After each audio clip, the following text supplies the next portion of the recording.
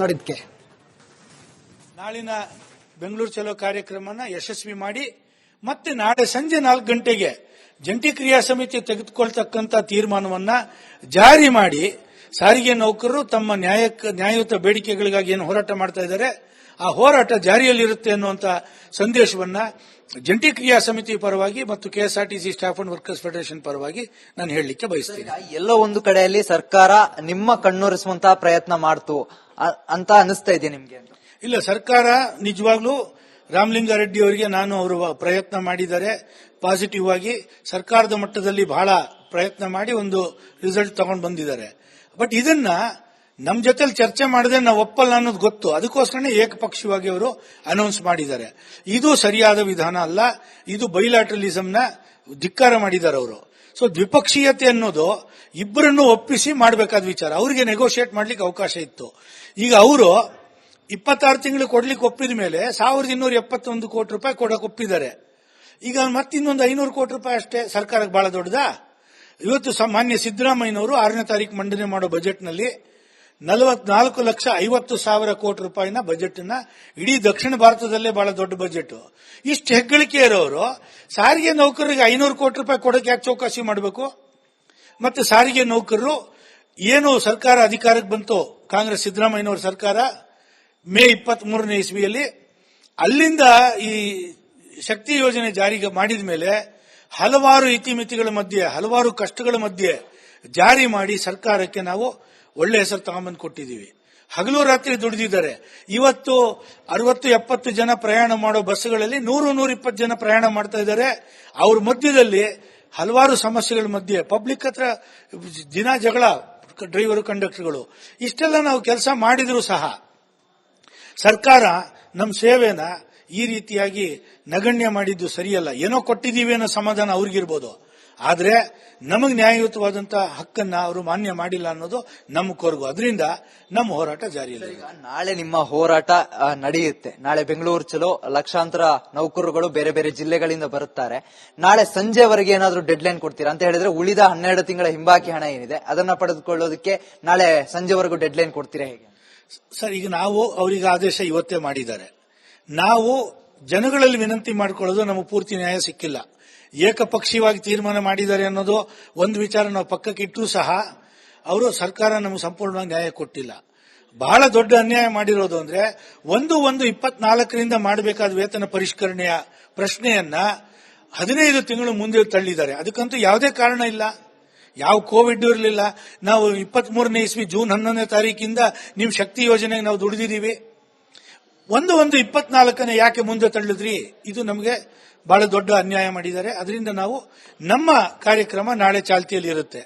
ನಾಳೆ ನಾವು ಮೊದಲು ಸಹ ಹೇಳಿದ್ವಿ, ಬೆಂಗಳೂರು ಚಲೋ ಕಾರ್ಯಕ್ರಮದಲ್ಲಿ ಲಕ್ಷಾಂತರ ಜನ ಏನು ಭಾಗವಹಿಸೋದಿಲ್ಲ, 1000 ಜನ ಭಾಗವಹಿಸ್ತಾರೆ. ಎಲ್ಲ ನಿಗಮಗಳಿಂದ, ರಾಜ್ಯದ ಎಲ್ಲ ಜಿಲ್ಲೆಗಳಿಂದ ಜನ ಈಗಾಗಲೇ ಹೊರಟಿದ್ದಾರೆ, ನಾಳೆ ಬರ್ತಾರೆ.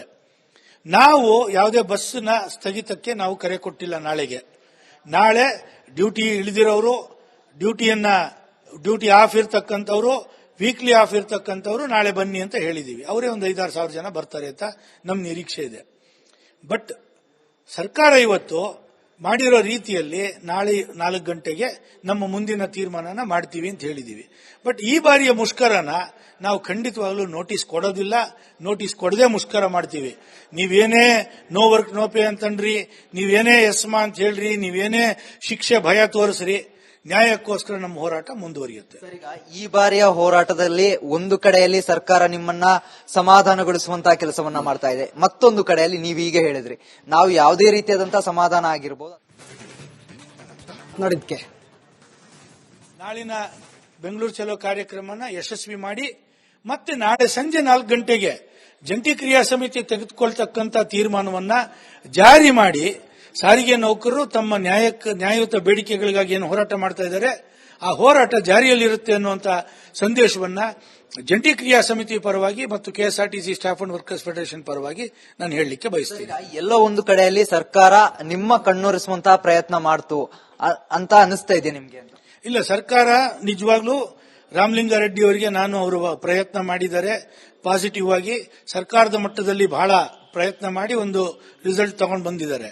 ಬಟ್ ಇದನ್ನ ನಮ್ ಜೊತೆಲಿ ಚರ್ಚೆ ಮಾಡಿದ್ರೆ ನಾವು ಒಪ್ಪಲ್ಲ ಅನ್ನೋದು ಗೊತ್ತು. ಅದಕ್ಕೋಸ್ಕರನೇ ಏಕಪಕ್ಷೀಯವಾಗಿ ಅವರು ಅನೌನ್ಸ್ ಮಾಡಿದ್ದಾರೆ. ಇದು ಸರಿಯಾದ ವಿಧಾನ ಅಲ್ಲ. ಇದು ಬೈಲಾಟ್ರಲಿಸಂನ ಧಿಕ್ಕಾರ ಮಾಡಿದ್ದಾರೆ ಅವರು.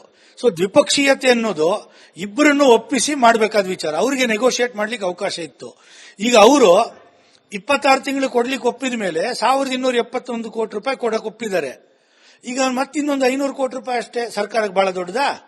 ಇವತ್ತು ಮಾನ್ಯ ಸಿದ್ದರಾಮಯ್ಯನವರು 6ನೇ ತಾರೀಕು ಮಂಡನೆ ಮಾಡೋ ಬಜೆಟ್ನಲ್ಲಿ 44,50,000 ಕೋಟಿ ರೂಪಾಯಿನ ಬಜೆಟ್ ನ ಇಡೀ ದಕ್ಷಿಣ ಭಾರತದಲ್ಲೇ ಬಹಳ ದೊಡ್ಡ ಬಜೆಟ್.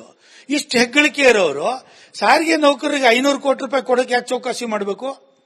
ಮತ್ತೆ ಸಾರಿಗೆ ನೌಕರರು ಏನು ಸರ್ಕಾರ ಅಧಿಕಾರಕ್ಕೆ ಬಂತು, ಕಾಂಗ್ರೆಸ್ ಸಿದ್ದರಾಮಯ್ಯನವರ ಸರ್ಕಾರ ಮೇ 23ನೇ ಇಸ್ವಿಯಲ್ಲಿ, ಅಲ್ಲಿಂದ ಈ ಶಕ್ತಿ ಯೋಜನೆ ಜಾರಿಗೆ ಮಾಡಿದ ಮೇಲೆ ಹಲವಾರು ಇತಿಮಿತಿಗಳ ಮಧ್ಯೆ, ಹಲವಾರು ಕಷ್ಟಗಳ ಮಧ್ಯೆ ಜಾರಿ ಮಾಡಿ ಸರ್ಕಾರಕ್ಕೆ ನಾವು ಒಳ್ಳೆ ಹೆಸರು ತಗೊಂಬಂದು ಕೊಟ್ಟಿದ್ದೀವಿ. ಹಗಲು ರಾತ್ರಿ ದುಡಿದಿದ್ದಾರೆ. ಇವತ್ತು 60-70 ಜನ ಪ್ರಯಾಣ ಮಾಡೋ ಬಸ್ಗಳಲ್ಲಿ 100-120 ಜನ ಪ್ರಯಾಣ ಮಾಡ್ತಾ ಇದ್ದಾರೆ. ಅವ್ರ ಮಧ್ಯದಲ್ಲಿ ಹಲವಾರು ಸಮಸ್ಯೆಗಳ ಮಧ್ಯೆ ಪಬ್ಲಿಕ್ ಹತ್ರ ದಿನ ಜಗಳ, ಡ್ರೈವರು ಕಂಡಕ್ಟರ್ಗಳು, ಇಷ್ಟೆಲ್ಲ ನಾವು ಕೆಲಸ ಮಾಡಿದ್ರು ಸಹ ಸರ್ಕಾರ ನಮ್ಮ ಸೇವೆನ ಈ ರೀತಿಯಾಗಿ ನಗಣ್ಯ ಮಾಡಿದ್ದು ಸರಿಯಲ್ಲ. ಏನೋ ಕೊಟ್ಟಿದ್ದೀವಿ ಅನ್ನೋ ಸಮಾಧಾನ ಅವ್ರಿಗಿರ್ಬೋದು, ಆದ್ರೆ ನಮಗೆ ನ್ಯಾಯಯುತವಾದಂತಹ ಹಕ್ಕನ್ನ ಅವರು ಮಾನ್ಯ ಮಾಡಿಲ್ಲ ಅನ್ನೋದು ನಮ್ಮ ಕೊರಗು. ಅದರಿಂದ ನಮ್ಮ ಹೋರಾಟ ಜಾರಿಯಲ್ಲಿ. ನಾಳೆ ನಿಮ್ಮ ಹೋರಾಟ ನಡೆಯುತ್ತೆ. ನಾಳೆ ಬೆಂಗಳೂರು ಚಲೋ ಲಕ್ಷಾಂತರ ನೌಕರರುಗಳು ಬೇರೆ ಬೇರೆ ಜಿಲ್ಲೆಗಳಿಂದ ಬರುತ್ತಾರೆ. ನಾಳೆ ಸಂಜೆವರೆಗೆ ಏನಾದರೂ ಡೆಡ್ ಲೈನ್ ಕೊಡ್ತೀರಾ ಅಂತ ಹೇಳಿದ್ರೆ, ಉಳಿದ 12 ತಿಂಗಳ ಹಿಂಬಾಕಿ ಹಣ ಏನಿದೆ ಅದನ್ನ ಪಡೆದುಕೊಳ್ಳೋದಕ್ಕೆ ನಾಳೆ ಸಂಜೆವರೆಗೂ ಡೆಡ್ ಲೈನ್ ಕೊಡ್ತೀರಾ ಹೇಗೆ? ಸರ್, ಈಗ ನಾವು ಅವರಿಗೆ ಆದೇಶ ಇವತ್ತೇ ಮಾಡಿದ್ದಾರೆ. ನಾವು ಜನಗಳಲ್ಲಿ ವಿನಂತಿ ಮಾಡಿಕೊಳ್ಳೋದು ನಮಗೆ ಪೂರ್ತಿ ನ್ಯಾಯ ಸಿಕ್ಕಿಲ್ಲ. ಏಕಪಕ್ಷೀಯವಾಗಿ ತೀರ್ಮಾನ ಮಾಡಿದ್ದಾರೆ ಅನ್ನೋದು ಒಂದು ವಿಚಾರ ನಾವು ಪಕ್ಕಕ್ಕಿಟ್ಟರೂ ಸಹ ಅವರು ಸರ್ಕಾರ ನಮಗೆ ಸಂಪೂರ್ಣವಾಗಿ ನ್ಯಾಯ ಕೊಟ್ಟಿಲ್ಲ. ಬಹಳ ದೊಡ್ಡ ಅನ್ಯಾಯ ಮಾಡಿರೋದು ಅಂದ್ರೆ 1/1/24ರಿಂದ ಮಾಡಬೇಕಾದ ವೇತನ ಪರಿಷ್ಕರಣೆಯ ಪ್ರಶ್ನೆಯನ್ನ 15 ತಿಂಗಳು ಮುಂದೆ ತಳ್ಳಿದ್ದಾರೆ. ಅದಕ್ಕಂತೂ ಯಾವುದೇ ಕಾರಣ ಇಲ್ಲ. ಯಾವ ಕೋವಿಡ್ ಇರಲಿಲ್ಲ. ನಾವು 23ನೇ ಇಸ್ವಿ ಜೂನ್ 11ನೇ ತಾರೀಕಿಂದ ನೀವು ಶಕ್ತಿ ಯೋಜನೆಗೆ ನಾವು ದುಡಿದಿದ್ದೀವಿ. 1/1/24 ಯಾಕೆ ಮುಂದೆ ತಳ್ಳಿದ್ರಿ? ಇದು ನಮಗೆ ಬಹಳ ದೊಡ್ಡ ಅನ್ಯಾಯ ಮಾಡಿದ್ದಾರೆ. ಅದರಿಂದ ನಾವು ನಮ್ಮ ಕಾರ್ಯಕ್ರಮ ನಾಳೆ ಚಾಲ್ತಿಯಲ್ಲಿ ಇರುತ್ತೆ. ನಾಳೆ ನಾವು ಮೊದಲು ಸಹ ಹೇಳಿದ್ವಿ, ಬೆಂಗಳೂರು ಚಲೋ ಕಾರ್ಯಕ್ರಮದಲ್ಲಿ ಲಕ್ಷಾಂತರ ಜನ ಏನು ಭಾಗವಹಿಸೋದಿಲ್ಲ, 1000 ಜನ ಭಾಗವಹಿಸ್ತಾರೆ. ಎಲ್ಲ ನಿಗಮಗಳಿಂದ, ರಾಜ್ಯದ ಎಲ್ಲ ಜಿಲ್ಲೆಗಳಿಂದ ಜನ ಈಗಾಗಲೇ ಹೊರಟಿದ್ದಾರೆ, ನಾಳೆ ಬರ್ತಾರೆ. ನಾವು ಯಾವುದೇ ಬಸ್ನ ಸ್ಥಗಿತಕ್ಕೆ ನಾವು ಕರೆ ಕೊಟ್ಟಿಲ್ಲ. ನಾಳೆ ಡ್ಯೂಟಿ ಇಳಿದಿರೋರು, ಡ್ಯೂಟಿ ಆಫ್ ಇರ್ತಕ್ಕಂಥವ್ರು, ವೀಕ್ಲಿ ಆಫ್ ಇರ್ತಕ್ಕಂಥವ್ರು ನಾಳೆ ಬನ್ನಿ ಅಂತ ಹೇಳಿದೀವಿ. ಅವರೇ ಒಂದು 5-6 ಸಾವಿರ ಜನ ಬರ್ತಾರೆ ಅಂತ ನಮ್ಮ ನಿರೀಕ್ಷೆ ಇದೆ. ಬಟ್ ಸರ್ಕಾರ ಇವತ್ತು ಮಾಡಿರೋ ರೀತಿಯಲ್ಲಿ ನಾಳೆ 4 ಗಂಟೆಗೆ ನಮ್ಮ ಮುಂದಿನ ತೀರ್ಮಾನನ ಮಾಡ್ತೀವಿ ಅಂತ ಹೇಳಿದೀವಿ. ಬಟ್ ಈ ಬಾರಿಯ ಮುಷ್ಕರನ ನಾವು ಖಂಡಿತವಾಗ್ಲೂ ನೋಟಿಸ್ ಕೊಡೋದಿಲ್ಲ. ನೋಟಿಸ್ ಕೊಡದೆ ಮುಷ್ಕರ ಮಾಡ್ತೀವಿ. ನೀವೇನೇ ನೋ ವರ್ಕ್ ನೋ ಪೇ ಅಂತನ್ರಿ, ನೀವೇನೇ ಎಸ್ಮಾ ಅಂತ ಹೇಳ್ರಿ, ನೀವೇನೇ ಶಿಕ್ಷೆ ಭಯ ತೋರಿಸ್ರಿ, ನ್ಯಾಯಕ್ಕೋಸ್ಕರ ನಮ್ಮ ಹೋರಾಟ ಮುಂದುವರಿಯುತ್ತೆ. ಈ ಬಾರಿಯ ಹೋರಾಟದಲ್ಲಿ ಒಂದು ಕಡೆಯಲ್ಲಿ ಸರ್ಕಾರ ನಿಮ್ಮನ್ನ ಸಮಾಧಾನಗೊಳಿಸುವಂತಹ ಕೆಲಸವನ್ನ ಮಾಡ್ತಾ ಇದೆ, ಮತ್ತೊಂದು ಕಡೆಯಲ್ಲಿ ನೀವು ಹೀಗೆ ಹೇಳಿದ್ರಿ ನಾವು ಯಾವುದೇ ರೀತಿಯಾದಂತಹ ಸಮಾಧಾನ ಆಗಿರ್ಬೋದು